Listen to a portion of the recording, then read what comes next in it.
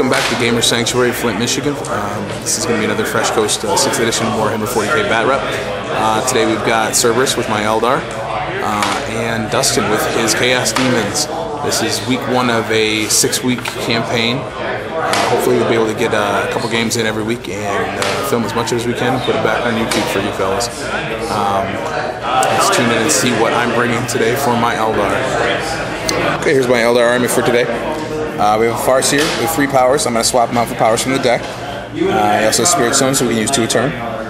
We have a squad of Dire Avengers, Double Shuriken Catapult, Blade Storm, and a Wave Serpent with Double Shuriken Cannons and a Hull-mounted Shuriken Cannon. 2 squads of 10 Pathfinders, 5 Warp Spiders.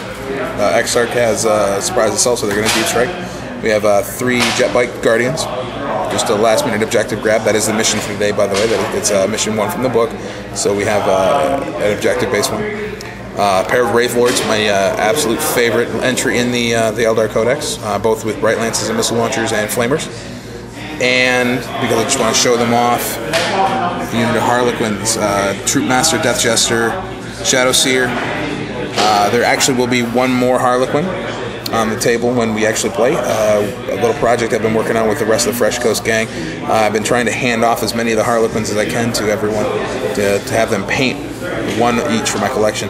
The one back here in the back, with purple and yellow, that was painted by Tau Forever.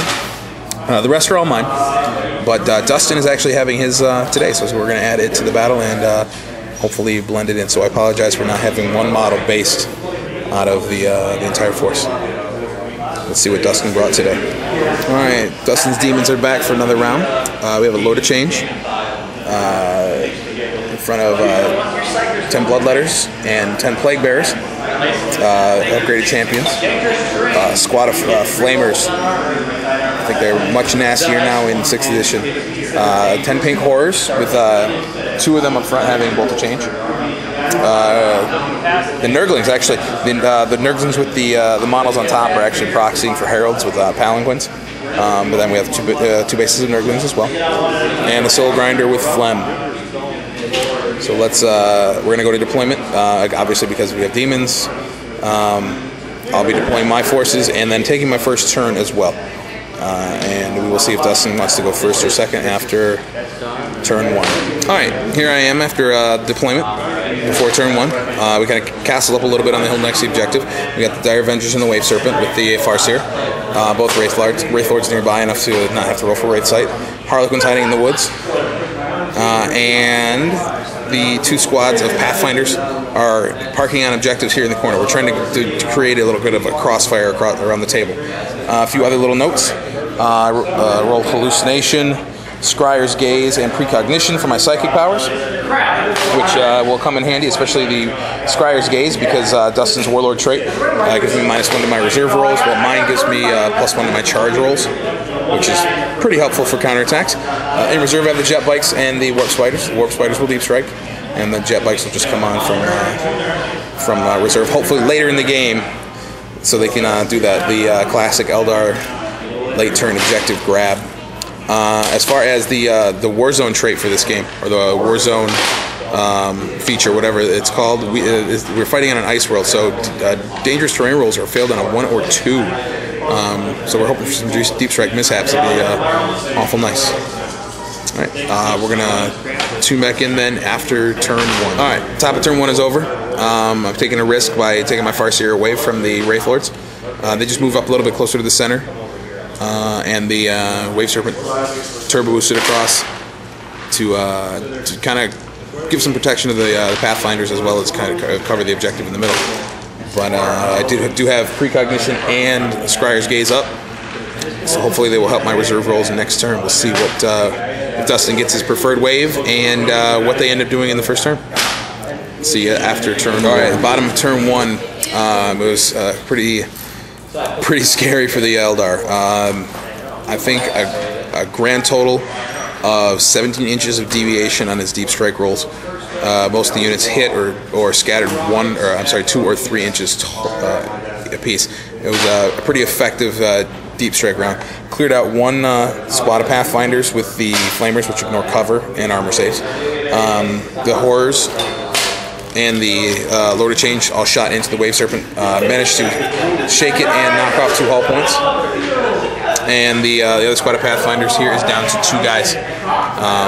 It's already kind of grim for the Eldar. We'll see what we do in turn 2. Alright, top of turn 2, Wraith Lords advance. The Wave Serpent got the heck out of there with his 1 hull point, not being able to shoot and carrying the Dire Avengers. I need to start protecting an objective. I did manage to get all my reserves in. The jet bikes came in and are hiding behind the building with the Harlequins. And back over here, my Warp Spiders. Deep struck in, took out a squad of the Flamers, and then jumped back behind cover into the building. There's still an awful lot of shooting on this part of the board for the Demons. And we're going to see what Dustin starts to get on his reserve rolls in turn 2. Alright, Dustin's shooting again proves to be insanely good.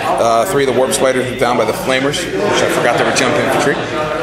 Over here, more Flamers shooting at the Wraith Lord, managed to knock off a wound. Actually, 2 wounds.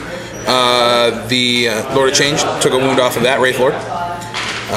Plague Bearers used their Breath of Chaos on the Wave Serpent to wreck it.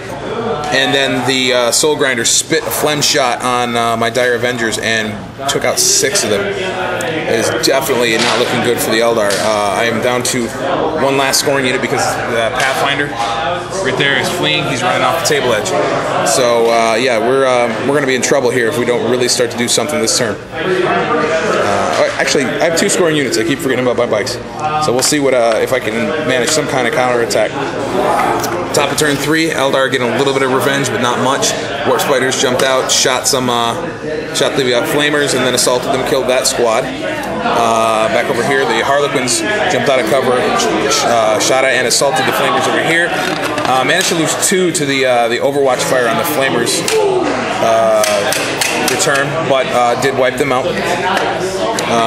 Took some shots at the Horrors here with the Wraith Lord, took 1 out. This one shot at the Plague Bears, took 1 of them out as well. The Farseer is making the Soul Grinder hallucinate, so he cannot assault, he cannot shoot, and he cannot fight in close combat. And because he was feeling particularly gutsy, he decided to assault him himself, trying out the new Armor Bane rules for the for Wraith Swords. And managed to just shake him, take off 1 hull point. Dire Avengers consolidated a little bit into cover, and everything else just kind of is moving around and shooting.